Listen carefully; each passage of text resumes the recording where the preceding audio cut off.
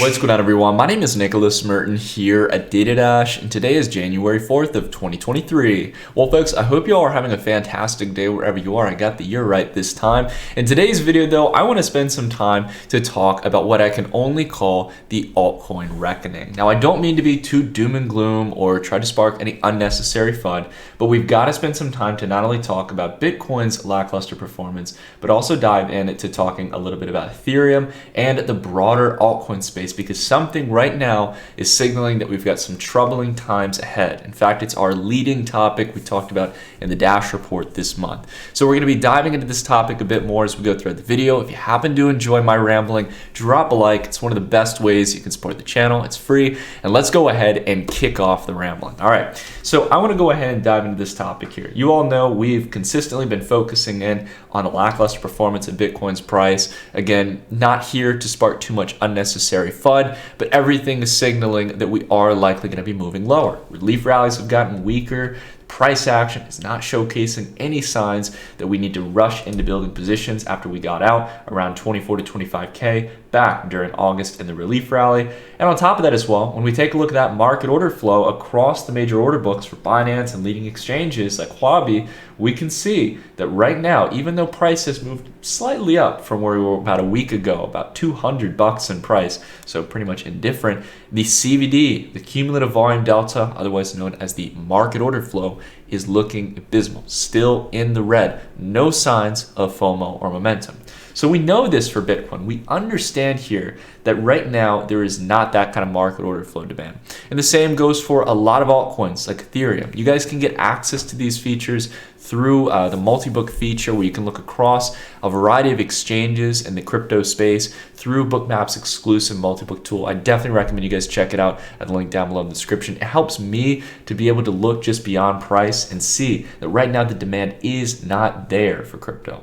But as we talked about, it's not just Bitcoin. It has to do with the altcoin space as well. And we've got to talk about Ethereum here. Now, while Ethereum is definitely in a league of its own, as we'll talk about with one of our custom indexes later, the major thing to understand here is that right now, even though if we take a look at the ETH to BTC ratio, Ethereum has been holding up relatively neutral with where it's been since May of 2021 against Bitcoin, it is still on a downtrend. And we have made the case that we believe this chart is going to start declining very soon. Now, why is that? Well, it has to do with the fact that, like Bitcoin, Ethereum is tracking well below its 200-day moving averages as well as its 200-week moving average. As we can see here on the chart, we have been tracking below this range since during the collapse of FTX back in November. And ever since then, we are repeating the same pattern we had back in June, where the 200-week moving average is starting to serve as resistance. I want to make the case here today that any kind of relief rally or move up that we get up towards that range is not to be trifled with. I think it's going to serve us as resistance, not to mention because the 200 days are coming very closely to that range. Until we can get above that range, make these indicators support, which to me would definitely be interesting, I remain bearish. I'll happily pay a slight premium here on Ethereum, and roughly around anywhere from like 15 to 30%. I'll happily pay that here on Ethereum before I go long, because of the fact that right now we've seen that the price action is growing weaker and weaker. There are no relief rallies after the dips, right? Remember back in the summer, we went from around $800 all the way up to $2,000 off of the merge for proof of stake on Ethereum, right? These are the kind of things that can cause these relief rallies, these hopes that this is the bottom of the bear market. This is the new low. We're starting off the new bull market. But in reality, Ethereum has tracked down the vast majority of those gains and is back where it was in June of 2022. Now, it's not so much Ethereum that's signaling the worrying signs here. When we talk about the altcoin reckoning, we're talking about the broader crypto space where there's a lot of fraud, a lot of false valuation, and a lot of false hopes that a lot of these names are still going to be here in the next year or two. Well, I got to tell you guys something. Many of you probably already know this. If you've been here like I have been since 2016, 2017, actively investing and trading in crypto, you've been through a market cycle or two, and you probably remember that a lot of the great altcoins that made up the leaderboard of the top valued cryptos are no longer here. They are relics of the past, lessons learned, or lessons still not learned by a lot of investors. Unfortunately, A lot of the altcoins that are here today are not going to be here. And the initial sign that is letting us know that this is about to play out, that we're about to see a flush. A lot of cryptos go not to exactly zero, but lose a lot of their valuation, practically becoming irrelevant, similar to leading names like Solana or Luna that again were the poster childs during the bull market.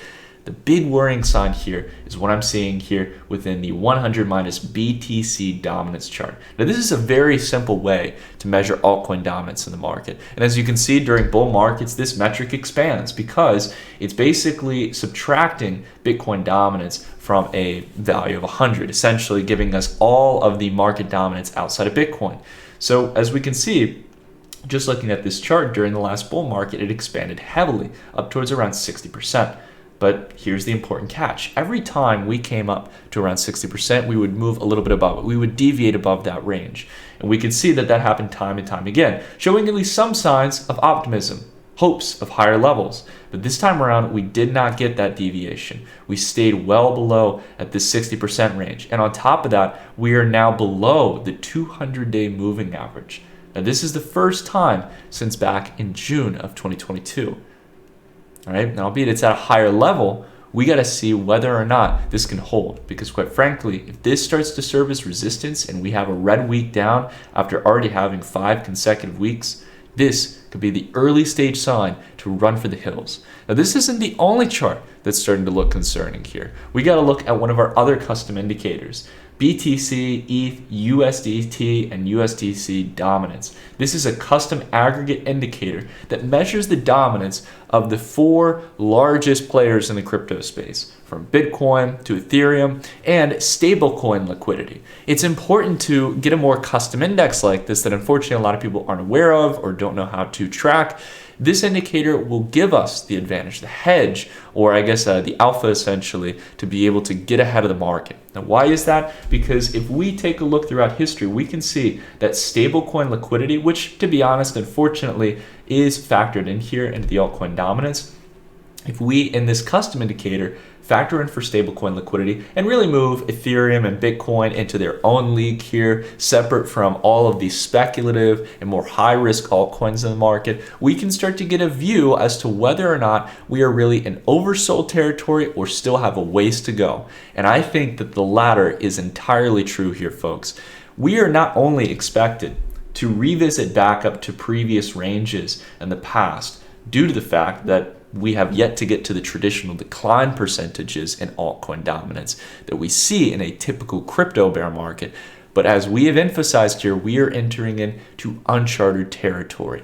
We are entering into a recessionary bear market where we not only believe equities and the traditional stock market have a ways to go, but we believe that crypto also has the same fate in play.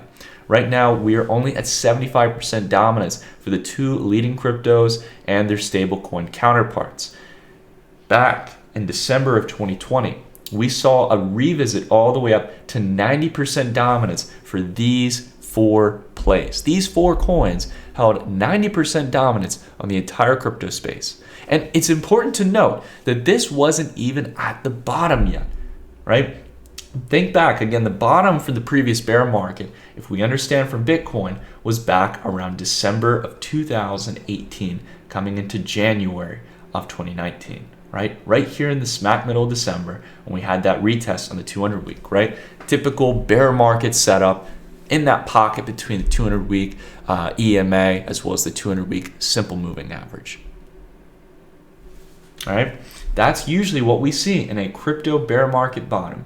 And even during then, it took a year and a half for altcoins to finally actually find their bottom, which was here around this range in March 2020.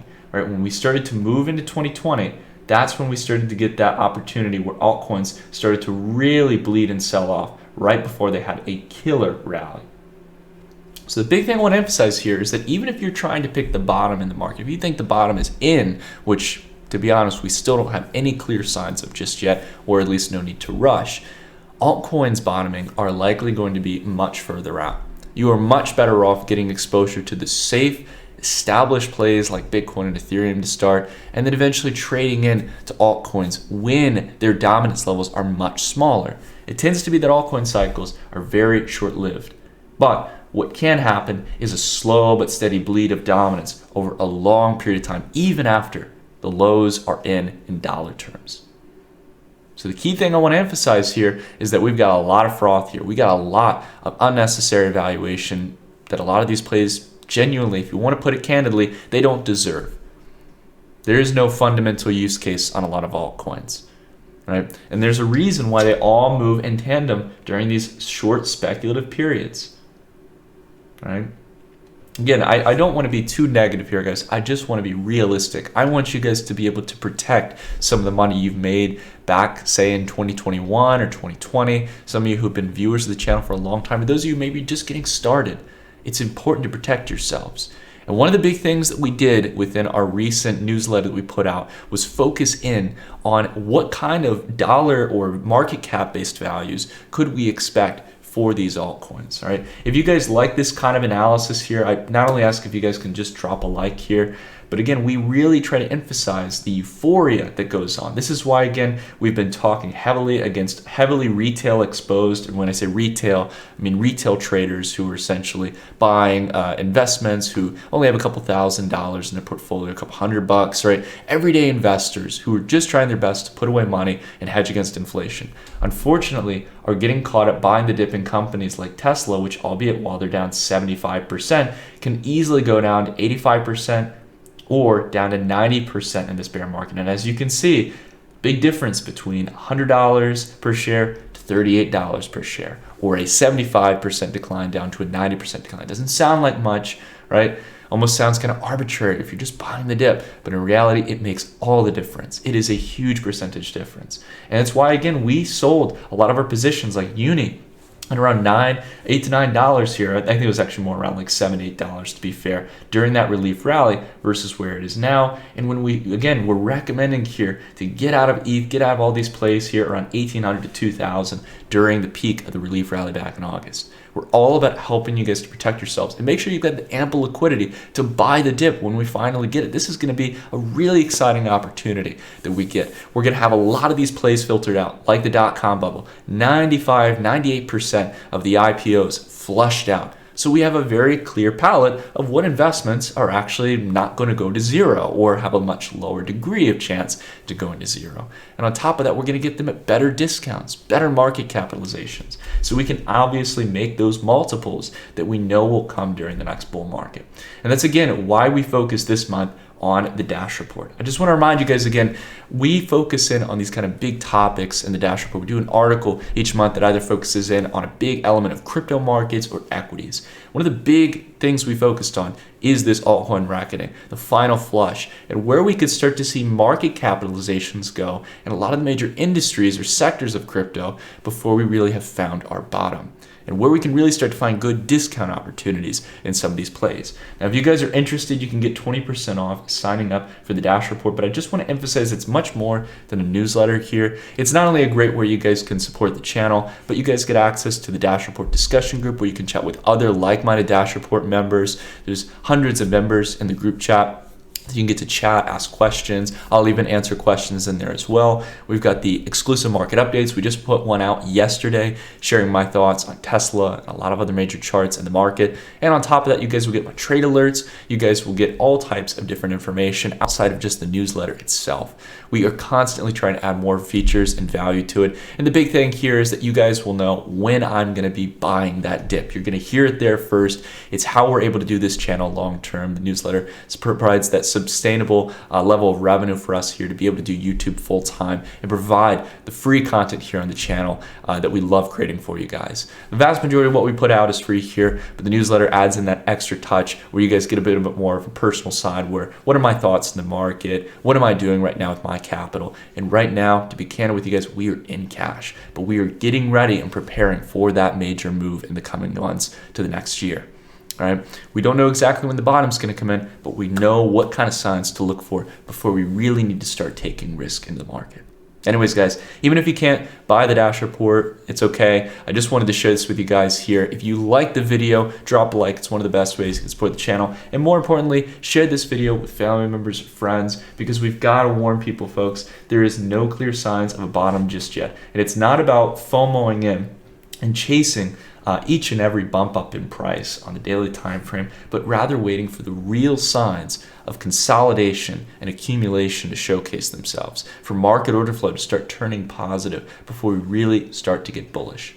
Anyways, that's it for today's video. Thank you all so much for watching, and I'll see you all in the next video. Take care, everyone.